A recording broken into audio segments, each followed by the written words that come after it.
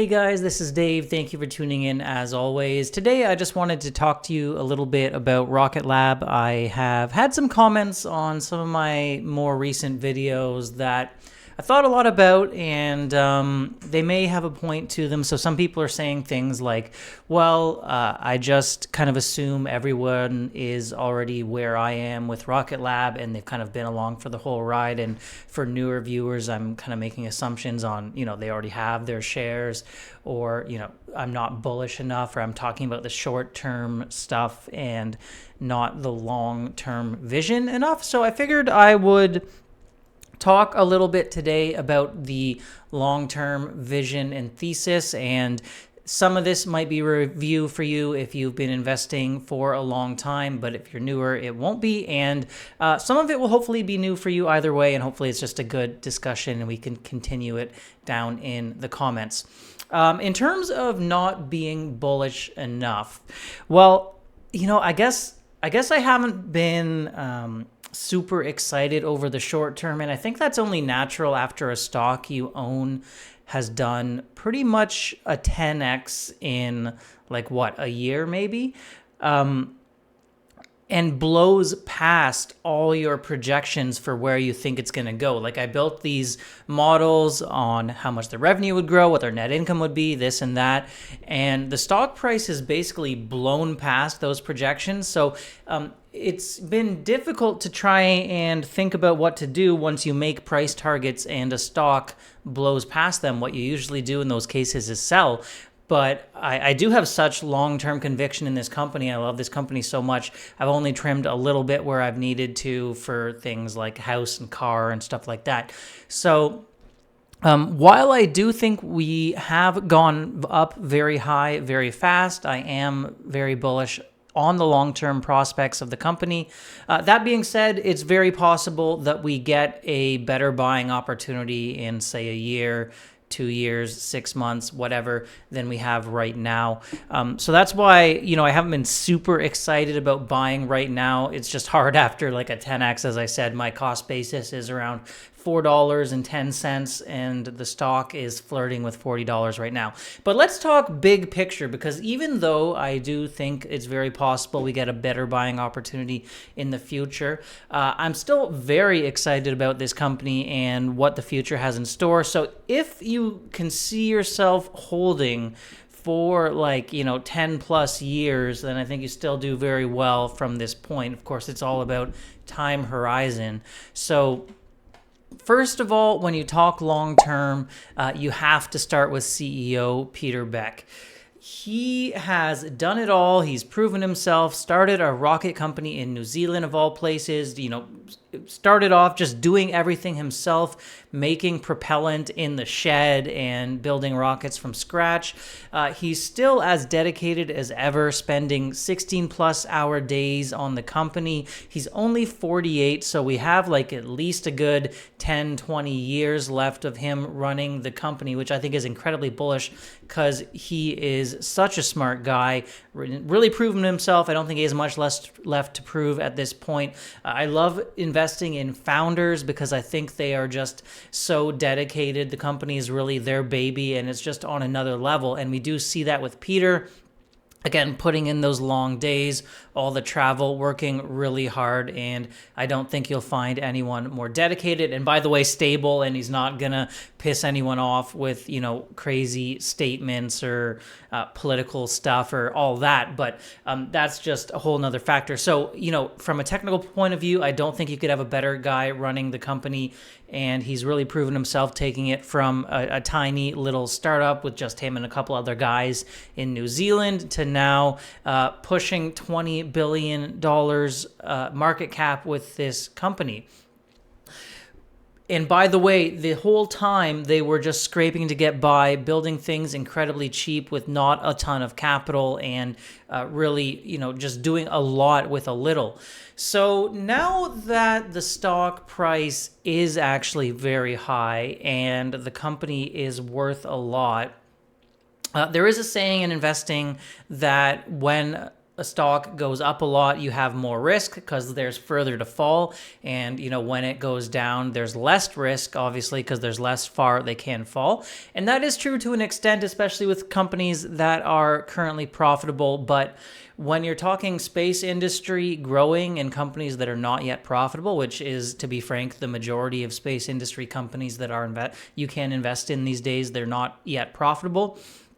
When the stock price is low, you do actually have a lot more risk of bankruptcy because you'll get a lot more difficulty obtaining capital, whether that be loans, issuing new shares, and making deals, making acquisitions. So when the price is low, there is a lot of risk. And when the price of Rocket Lab was back around, $3.60 around the lows, that started to get uncomfortable because, they still had some good institutional backing. They still had pretty solid market cap and ability to raise money. So I wouldn't say there was ever existential risk, but it did start to get a little uncomfortable. And now when you talk about Rocket Lab share price pushing $40, market cap like pushing $18 billion, this is where I think Peter Beck, as we said, best of the best, just now has so much ammunition to do whatever the hell he wants. And I'm sure he is a very smart guy, so he will use that ammunition wisely. We've seen him make a couple savvy acquisitions already lately when you talk about Mynaric and Geost, and I'm sure there's more to come because they've talked about more coming. When you can make acquisitions at this kind of a market cap and, make moves where the whole of the part, the sum is more than the whole of the part. So taking two things together and combining them creates more value than if those two things were separate. Rocket Lab will continue to do that, and they can do that at very favorable terms. They can raise whatever money they need. They can accelerate R&D development, make sure they get Neutron going, really build out their flatellite production lines, and fund the next leg of the vision, which, as we all know, is running your own constellation, kind of like SpaceX has done with Starlink. And of course, SpaceX's market cap today, as we learned with a recent capital raise, now worth $400 billion, which is massive. So yeah, you're giving so much more ammunition to Peter Beck, the best of the best, as well as Adam, great CFO, great whole management team. And I'm really excited to see what they'll be able to do with it, because I'm sure it will be a lot. There's not really any risk of bankruptcy at this point. They're very well capitalized with recent capital raises, and obviously at this valuation, they can feel very comfortable going to the market whenever they want to. And of course, they'll only want to for deals that make a ton of sense and add value to the company and to shareholders. They're certainly not willy-nilly when it comes to dilution and diluting shareholders, but so much more ammunition and so much more potential at these levels. Now, where does that potential lead us? Well, Peter Beck has said over and over again on, many different interviews, and this is kind of why we watch all those interviews and I share those clips with you guys to get the sense of what he's thinking, what he's doing, and read between the lines and think about what he's not saying but implying and all that kind of stuff. Talking a lot about the big space companies of the future and what they'll look like, and how the space industry will shape up. And there's no doubt in my mind that he expects and wants Rocket Lab to be one of the big space companies of the future. What does that really mean? Well, as I just said, we look at SpaceX, probably the biggest space company in the world right now, at least by market cap, $400 billion. And sure, you could say, well, you've got Boeing out there, you've got Lockheed Martin as well, L3 Harris, Thales, Raytheon, I guess some of these other big players in the space industry. These are not pure play space companies, so a lot of their valuations come from, other factors like Lockheed Martin with their jets and defense and other non-space stuff, but still very massive companies. And he sees Rocket Lab up there with the big boys. So we're talking 18 billion market cap today. Long term, I'm sure he sees us surpassing that by a wide margin. looking to really be number two to SpaceX. I don't think he's made any secret of that either. You're looking at SpaceX being $400 billion today. It will continue to grow. So chasing that kind of company as number two should leave lots of room. You even look at a company like AST Space Mobile. They had a recent executive come on, I think it was a conference or something like that, saying he sees for them a potential $1 trillion market cap one day for AST. So if you're talking AST, $1 trillion market cap, Rocket Lab also sees itself with the big boys, and those could potentially be some big space companies of the future. Of course, AST, very exciting, but not vertically integrating launch in some of those other items which Rocket Lab does, which I do hope will give them an advantage, but AST I think will do great things as well. Space industry itself, really big picture, is projected to grow much faster than the overall economy. It's really one of the big growth areas of the future. I think about people's portfolios. I think you should have exposure to two things for growth. You really want exposure to AI and you want exposure to space, because both those areas are booming and will continue to boom. And there's been all sorts of studies. I'll try to pop some up on the screen here. I don't remember the exact numbers, but projecting, very substantial compound annual growth rates for the space industry and seeing it go to multi-trillions of dollars in terms of value, where right now they're much less than that. And, there's just so much room for growth there. So from that point of view as well, they're in a good growing industry. They're growing faster than the peers in the fast growing industry. They have great management. They're doing great things. And, we haven't talked a lot because we are so light on details of the next leg of growth. But I think we're trying to kind of getting close to time to talk about that, which is, of course, Rocket Lab's own constellation. I think we've kind of seen them deliver as much value as is possible, really, from just medium launch and, building satellites for others. And they've really been able to learn from that. And by building satellites for other people, they've learned a lot about what they want their own satellites to look at like, and basically had other people pay them to learn. And now that next step is really building your own constellation and getting that recurring revenue stream back, kind of like Starlink. Well, not necessarily Starlink exactly, but the similar model. And Wall Street loves that. You love seeing the money come in reliably. And once the satellite is up there, it's just generating revenue, and the cost to keep operating it is fairly low. Of course, you have to keep replenishing those satellites as their orbit deteriorates and they, fall out of orbit. But luckily, Rocket Lab will have Neutron going and will be able to launch their own satellites and replenish quite cheaply. So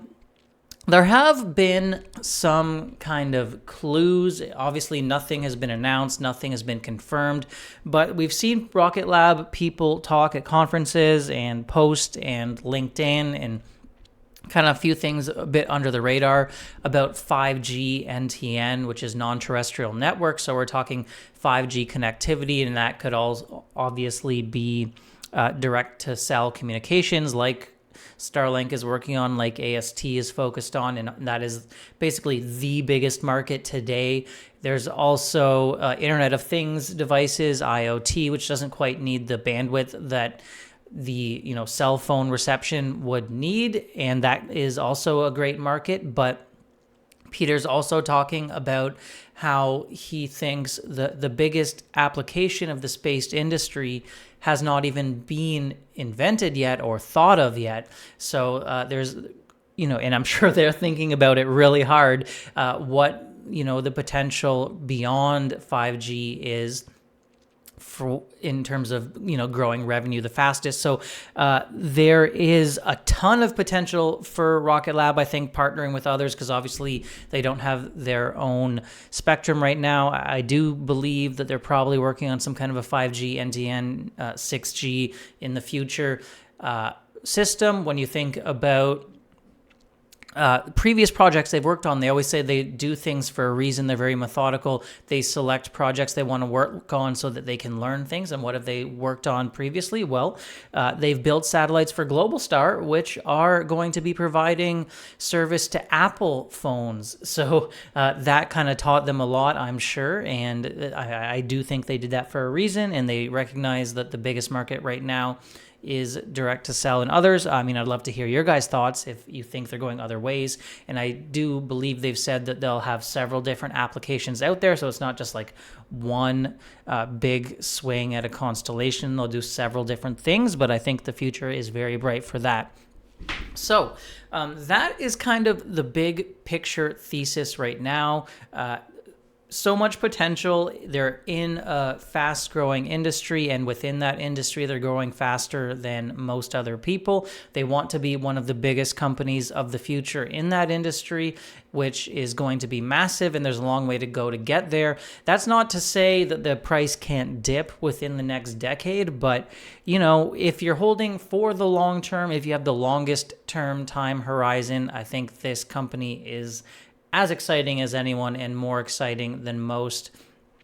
Best management, de-risked right now in terms of capital, and the growth should only continue. So excited for once Neutron gets off the ground, hopefully this year or early next year, as that will really enable the constellation. And I do think that not only with Neutron delivering revenue itself, it will enable that next leg of the thesis. And, you know, Peter Beck always has cards up his sleeve, so I'm sure he's got all sorts of things cooking that we don't even realize or haven't even considered. And then I do think there will be more acquisitions coming, very savvy acquisitions, and perhaps partnerships as well. So that's just some very high level thoughts for you on why I love this company, and I really haven't sold out of my position, even though the stock price has frankly blown by the price target I set in my spreadsheet not that long ago, which I tried to anchor to, you know, net income. But there's just so much excitement around what can happen with them, so much excitement around the space industry. Oh, and I haven't even talked about Golden Dome, which Rocket Lab expects to play in and could, you know, be massive growth driver for them as the US government invests in satellites for defense. And then the fact that Elon Musk has been kind of making some enemies, and people are not as comfortable with SpaceX. So they're really kind of looking to Rocket Lab and others to be a reliable partner so that they're not just relying on a SpaceX monopoly. And I think there's a lot more business coming for Rocket Lab from that perspective as well. Not saying SpaceX is going anywhere. They're a great company. They've been accomplishing great things. But I think we just really had an eye-opening moment where it's like, wow, we shouldn't put all our eggs in one basket. And this is like the government and the military, the Space Force. I think that's kind of the eye-opening moment they had. So lots of competition, lots still to do, but very exciting company, and can't wait to see what the future holds for them. Yeah, that's kind of all I had to say for today. I do think I'll try to deliver a bit more value in terms of charts and numbers and things of that nature, because I haven't done that as much lately on the channel. Frankly, the personal life has just been really busy, and I just wanted to have a casual talk with you guys, and yeah, let you know I do think about the feedback I get in some of the comments and take it into account. So let me know your high-level thesis for the company down below, how long you'd like to hold it, and you know, if there's anything else I'm missing here. I'm sure there is, because this is really just a stream of consciousness, and I haven't made, you know, a ton of notes or written a script for this video. But I do appreciate you guys watching. Thank you so much. Do subscribe if you haven't already, and see you guys in the next video. Hope you have a great rest of the week. Bye for now.